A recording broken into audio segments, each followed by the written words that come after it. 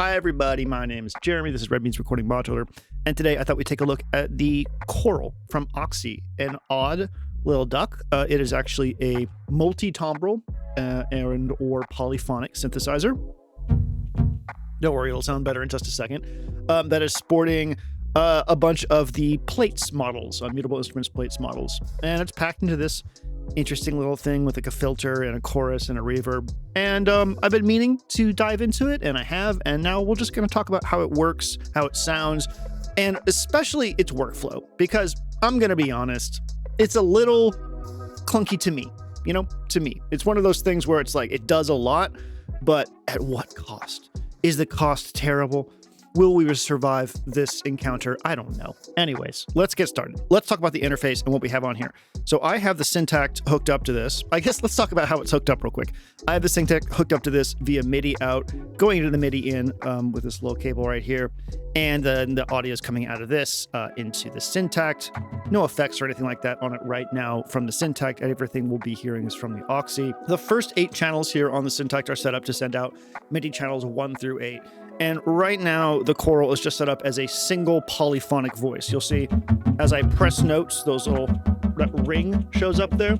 And that is the voice allocation thing. So you can see that, those are the voices. It has moderately intelligent voice stealing, which is great. The sounds. Let me go ahead and hit play real quick. And we'll just kind of listen to this real quick. Over here, we have harm. And you can see that these do like a pickup mode kind of thing where when you initially touch the knob, it'll be in a position. You kind of have to go like find that position, then pick it up. So harmonics, timbre, morph, and octave, which is actually really great to have just an octave shifter on there. Down here we have a filter. Let me go ahead and turn the decay up here. There we go. Low pass filter. And a filter envelope, which does go in reverse, which is kind of cool.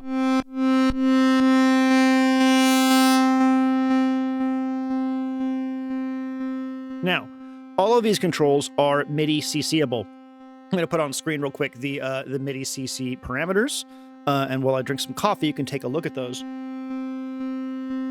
Oh, delicious. Okay, so what are MIDI CC controls? Well, they're how MIDI talks to devices that have things that you can be manipulating. So like harmonics, timbre, morph, etc. Noise. So if you hold down this and turn these, we get their other functions. So you can hear I just added noise, chorus, and space.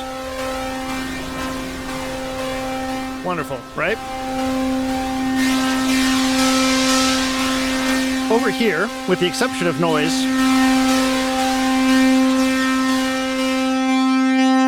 I have all these mapped to MIDI CCs.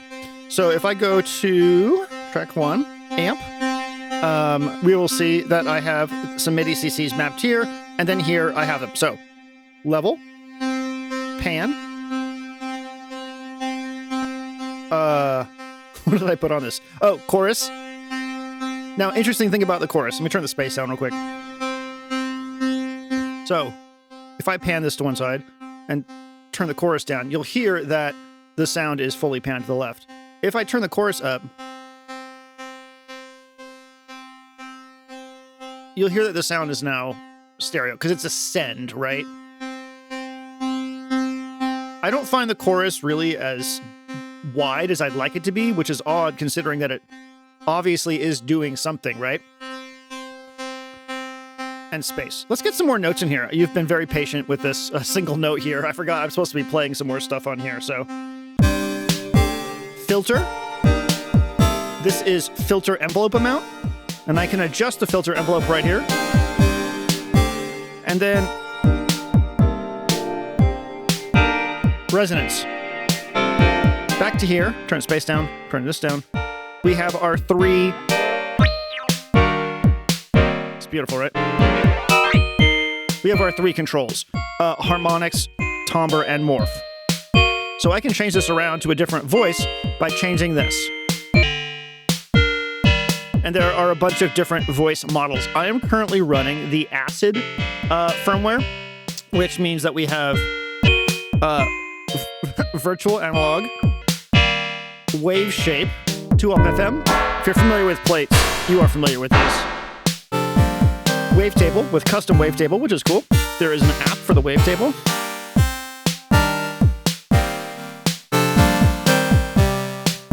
MDO.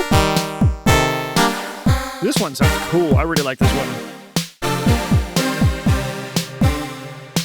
Yeah.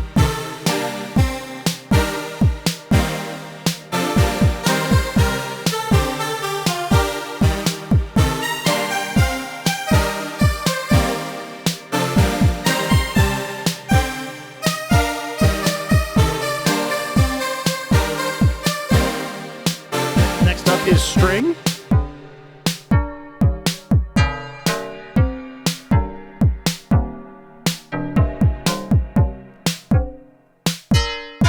Beautiful.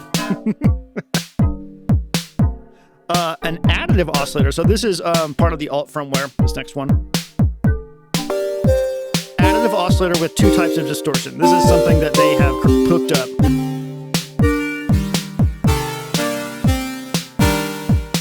I want you to notice something here real quick. Put this down. So right now we are directly on beat. I find that when I send all the way the chorus, it feels off. It feels late. I have no idea why, but it's very pronounced. It feels like there's a few milliseconds of delay between when the note should happen and when I hear it versus this, which is dead on. So that's a little odd. Yeah, I don't get that.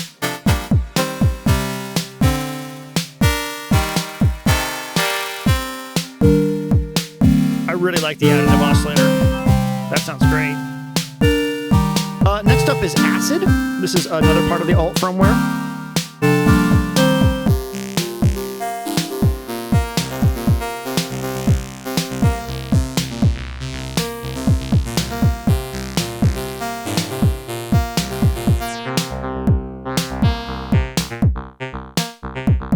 So that's pretty cool. And then we have bass drum, 2-model bass drum. Yeah.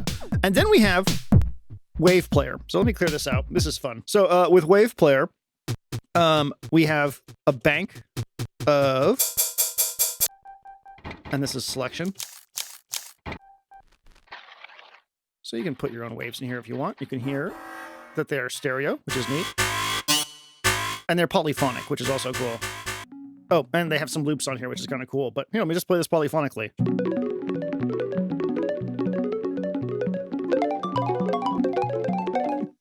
So as a polyphonic sampler, it's kind of a neat idea.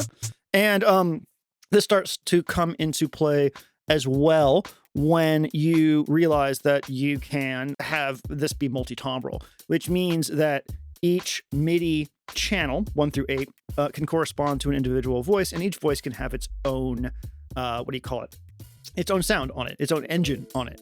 Now, this is where things get a little fiddly, which is the term I like to use for fiddly.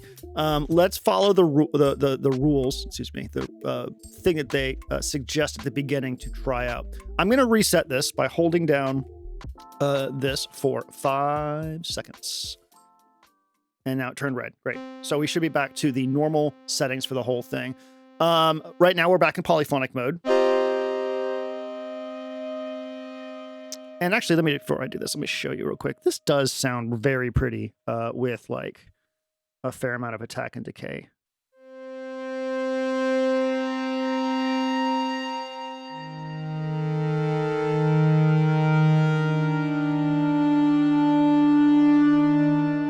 I also take this moment to show you that we can't apply an LFO to this stuff. Now, unfortunately, this only has 1 LFO.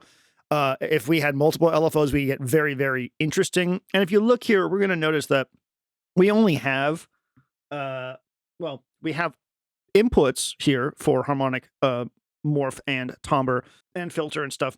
But if you're running 8 parts, that's not very useful. That said, throwing some CC at this while also playing it polyphonically with a MIDI controller is a great idea. And, if I had more room or cared enough, I'd show you that, but I'm not going to. So if we go into here, we know that we have these ones right down here. I do believe it is 12, 13, and 14. These are our 3 parameters here. So if I do this,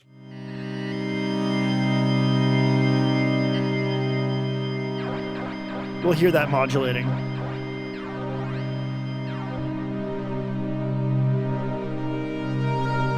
Oh, that's beautiful.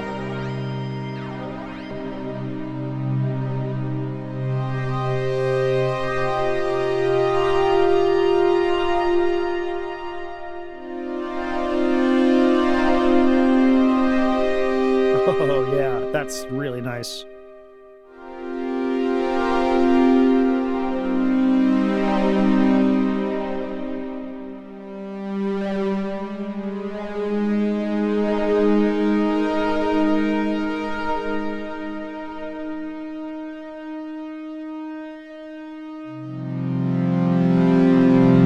And this is just one voice. If we wanted to go and experiment with this a bit more.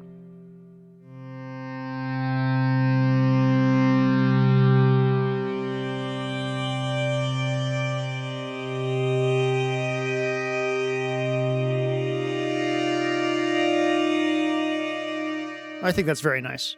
So as a simple polyphonic synthesizer running the Plates firmware, you get some goodies, and you also get a polyphonic sample player, and you get a nice reverb. So that's kind of cool. You know, you could load up a bunch of pad samples and have it be a drone machine. You could put a bunch of loops on it, have it be a backing thing for you. It's pretty versatile. It's just, here's where things are going to get nasty. Let's go ahead and reset it one more time.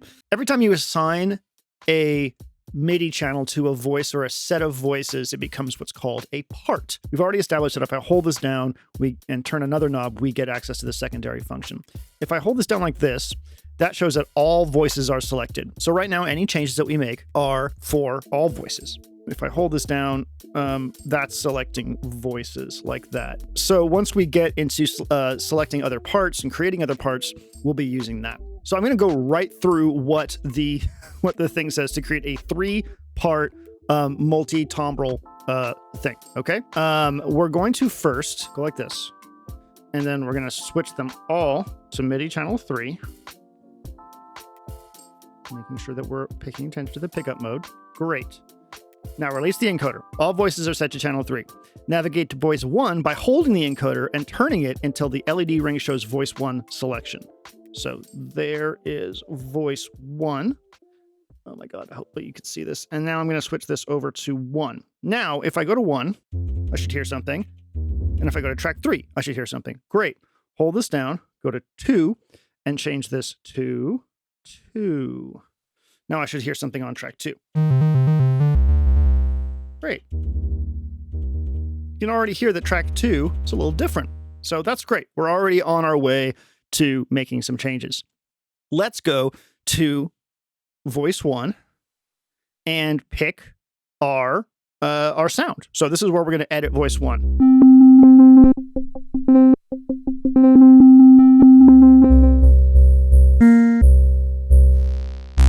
Go ahead and turn this down.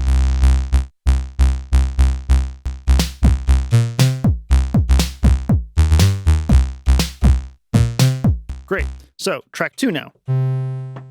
This is supposed to be our lead. Track 3 has all of the voices assigned to it that aren't 1 and 2. So now I'll go like this, and I'll go over to here, and now we're on track 2. And you'll hear, or you'll witness, it's monophonic because we assigned all the other voices above that to 3, MIDI channel 3, and everything below that to 1. So let's go ahead and pick a voice.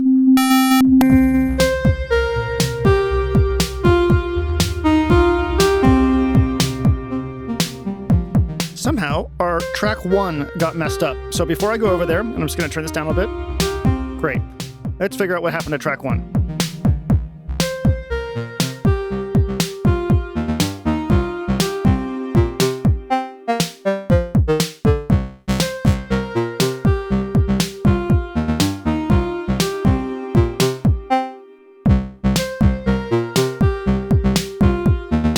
Okay, there we go. Now we can go over to track 3, and also we can go over to here to select 3. Now, when I do that, I should have access to all the remaining voices. See that? Isn't that amazing?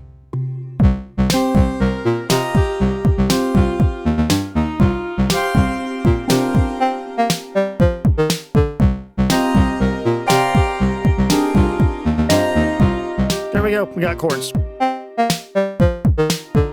I'm not going to go much further than that. Honestly, I find this incredibly tedious. No offense to you, Oxi. You have made a very cool little product here, but this is not for me. Absolutely not for me. I find when synths start to get multitimbral, things get really fucky. For instance, the Blofeld. I hated using the Blofeld for multitimbrality. I do not like multitimbrality for the most part, unless it's in a group box where each channel is like select, select, select. I find multitimbrality to be just like, oh God. Also, I do feel like you're only going to get the best use out of this with MIDI and CC at the same time, because, or unless you have a really cool complex sequencer like the Square Per Mod or something like that. Is that what it is? Square Per Mod? The Hate Packs. The Hate Packs would be a really good match for this. I do want to show you one more thing that I think is pretty fun. Channel 1, let's just go fucking ape shit here. So one of the fun things that we can do with plates and also with this is manipulate the model. And the model is the oscillator voice type, you know, like we've got all the different types here. So what we're going to do is, first of all, go back to our CC select thing, and I'm going to change this one here, 30. It's 30, CC 30. Okay, cool. So now, if I go back to here, I have a very small window. It's 8, right? It's tiny, that I can manipulate the engine. So what we can do is go ahead and get this set up so it's really sharp.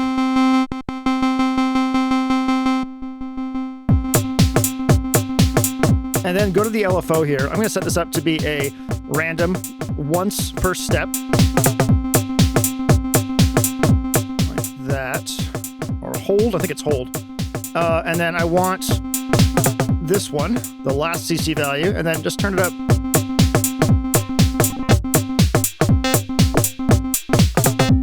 A little bit.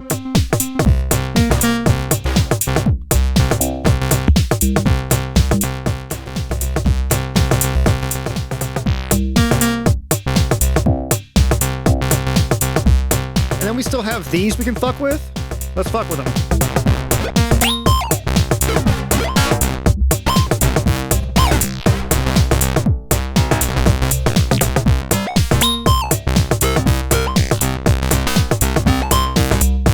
Add some sidechain.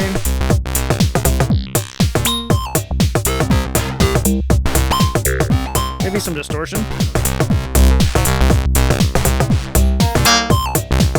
Now, I think that's pretty cool.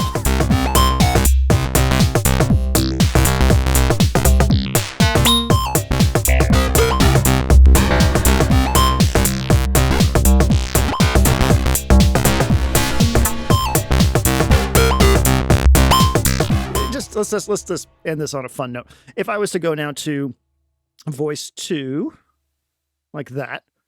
Oh, I need to make sure it's selected. And now I can go to MIDI channel 2. And now I think if I go here,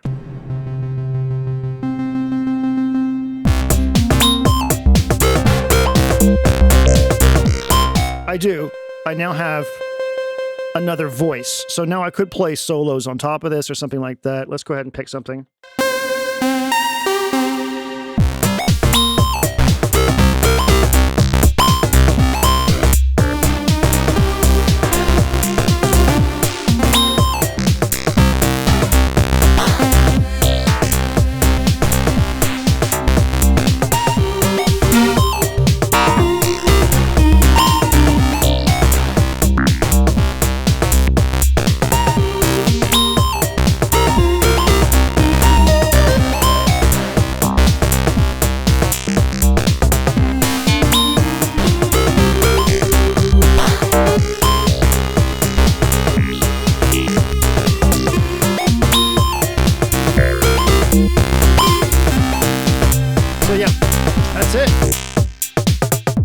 that's an intro to the Oxi Coral. There are a lot of setups I could set up with this and show you different techniques and stuff like that. But really, if you're familiar with plates, you have 8 plates plus, you know, a little bit of extra zhuzh under the hood. I think it's interesting as a polyphonic synth. I don't like it using multitimbrally. I think it sounds good, and I think it's cool to have it in a little form factor. It's in this weird place that a lot of modules are that have MIDI input these days that I'm not quite sure how to feel about it, where it feels like people are making desktop synthesizers and just using Eurorack to power them and almost to like to market them. I don't mean this in a derogatory way to an extent. Like I'm not like, oh, these people are fooling us. What I really mean is that it feels like there's this market of like really complicated, powerful digital synthesizers. They're always digital in that take MIDI in, and they get put in the Eurorack standard.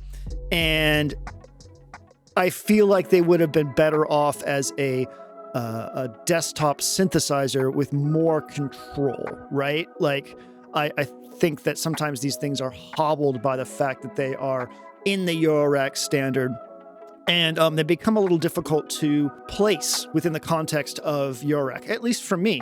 The advantage here is that, you know, if you had a gig and you needed a polyphonic synth with like a filter and different voices and samples, you could just throw this in a little box like this and bring it with you and then change the preset when you needed to, and you would have access to a pretty big palette of sounds. Would I want to actually use this in my rack? No, absolutely fucking not. This is an outside the rack thing, just like the Modular company. Like, I appreciate what they're doing, and I think like the Pianophonic is really interesting, but to get the most out of it, you'd need MIDI in your rack, and I don't want to deal with that. I also don't think polyphony in a rack is really all that what it's cracked up to be. So, with that said, you know, hopefully you can make your own decision on whether or not you like the module here.